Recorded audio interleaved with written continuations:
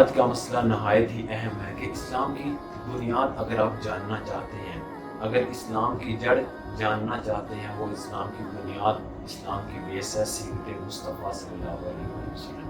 آئیں اب قرآن کے دامن سے اور احادیث کی روح سے ہم دیکھیں کہ سیرت مصطفیٰ کی کتنی اہمیت ہے۔ اللہ تبارک و تعالیٰ نے قرآن عظیم میں اپنے محبوب سے فرمایا کہ اے نبی، ان لوگوں سے آپ کہہ دیجئے کہ اگر تم اللہ سے محبت رکھتے ہو، اگر تم اللہ سے محبت رکھتے ہو تو میری اتباع کرو، میری پیروی کرو، اور اس کے نتیجے میں کیا ملے گا؟ اللہ بھی تم سے محبت فرمائے گا۔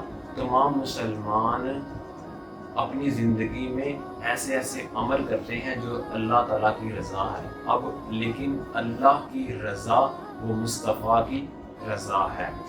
اللہ کی رضا وہ ہے جو مصطفیٰ کی رضا ہے۔ سیرت مصطفیٰ صلی اللہ علیہ وآلہ وسلم ہر مومن مسلمان پر اس پر عمل کرنا فرض ہے۔ سیرت مصطفیٰ وہ ہے جو تعلیمات قرآن بھی ہے۔ سیرت مصطفیٰ وہ ہے جو تعلیمات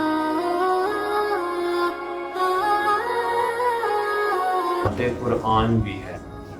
اللہ نے قرآن میں فرمایا من یطیع اللہ فقد اطاع اللہ، کہ جس نے میرے رسول کی اتباع کی، میرے رسول کی پیروی کی، گویا اس نے میری ہی اتباع کی۔ اب دیکھیں در مصطفیٰ وہ ہے کہ جو اگر اس در پہ آئے گا یہ مصطفیٰ سے بھی ملا دیتا ہے، یہ در مصطفیٰ خدا سے بھی ملا دیتا ہے۔ خدا کی رضا چاہتے ہیں دو عالم، خدا چاہتا ہے محمد کی رضا۔ یاد رکھیے ہم شریعت کے تابع ہیں، یعنی شریعت میں ایسے امر جو ہم پر لاگو کیے گئے وہ ہم پر فرض ہیں، لیکن اب شریعت یہ مصطفیٰ کی تابع ہے۔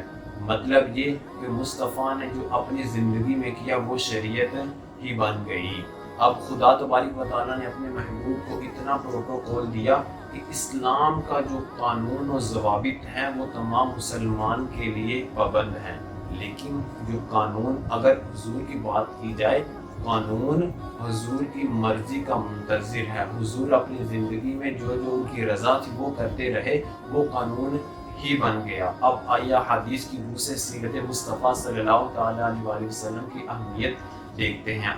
رسول اللہ صلی اللہ علیہ وآلہ وسلم نے فرمایا من اطاعنی فقد اطاع اللہ ومن عصانی فقد عصى اللہ، جس کا ترجمہ ہے جس نے میری سیرت کی اتباع کی، جس نے میری سیرت کی اتباع کی، اس نے خدا کی اتباع کی، اور جس نے میری سیرت کی نافرمانی کی، میری سیرت کی نافرمانی کی، گویا اس نے خدا کی نافرمانی کی۔ اب دیکھیے سارا جو بیسک پوائنٹ ہے، سارا جو اسلام کا طریقہ اور سلیقہ صحیح ہے وہ در مصطفیٰ ہے۔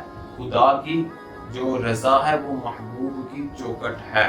اب آئیے ایک اور احادیث آپ کے دامن میں کرتا ہوں۔ بے شک سب سے بہترین کلام اللہ کی کتاب ہے، پھر فرمایا اور سب سے بہترین جو راستہ ہے، جو سیرت ہے، وہ محمد رسول اللہ صلی اللہ علیہ وآلہ وسلم کا طریقہ ہے۔ اب آئیے صحابہ کرام رضی اللہ تعالیٰ عنہ اجمعین کا طریقہ کیا تھا؟ بہت ہی نہایت اور خوبصورت ان کا طریقہ تھا کہ جب صحابہ کرام کسی کام کی غرض سے باہر جاتے تو کسی ایسے شخص کو منتخب کر دیتے جو حضور پاک صلی اللہ علیہ وآلہ وسلم کے پاس بیٹھ جاتا۔ وہ کیوں؟ کیونکہ صحابہ کرام یہ گوارا نہ کرتے کہ کوئی بھی سیرت مصطفیٰ کا پہلو ہمارے ذہن سے اوجھل ہو جائے، اور کوئی بھی سیرت مصطفیٰ کا جو قول ہے ہمارے جو علم سے باہر ہو جائے۔ اب دیکھیے امام مالک کا قول ہے ہر شخص کی بات کو اختیار بھی کیا جا سکتا ہے اور اسے چھوڑا بھی جا سکتا ہے، لیکن سوائے محمد رسول اللہ کی بات کو چھوڑا نہیں جا سکتا۔ آپ کے قول کو ہر حال میں اپنانا ہی پڑے گا۔ جس نے سیرت کے قول کو یعنی رسول اللہ صلی اللہ علیہ وآلہ وسلم کے فرمان کو رد کیا وہ ہلاکت اور گمراہی میں چلا گیا۔ ہمارا مقصد کہ آپ کو آپ صلی اللہ علیہ وآلہ وسلم کی سیرت کی اہمیت سے اجاگر کرنا اور در مصطفیٰ صلی اللہ تعالیٰ علیہ وآلہ وسلم کی فضیلت بتانا مقصود تھا۔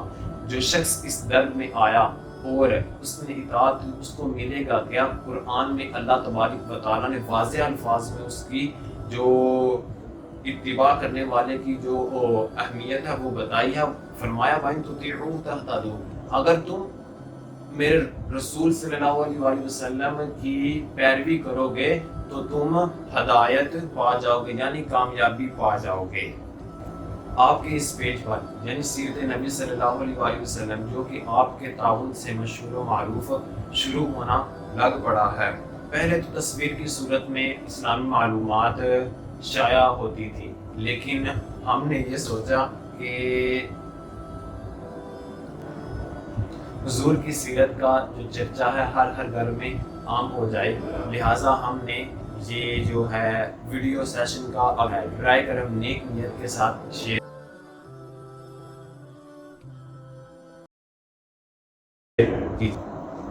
کیجیے گا۔ جزاک اللہ۔